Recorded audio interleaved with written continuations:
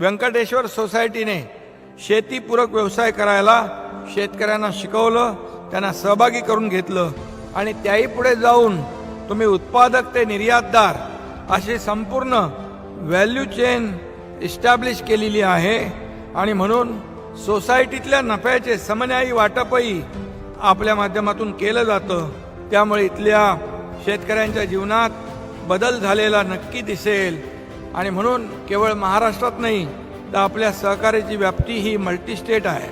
त्यामुळे तुमचं या ठिकाणी अभिनंदन मी करतोच। केंद्राने आपल्या कंपनीला कोल्ड स्टोरेज निर्माण करणे, गोडाऊन बांधणे, इम्पोर्ट एक्सपोर्ट या कामासाठी देखील मान्यता दिलेली आहे आणि आता तर स्वतः अमितभाई या ठिकाणी आलेले आहेत। त्यामुळे मला वाटतं याची प्रगती आणखी वेगाने होईल।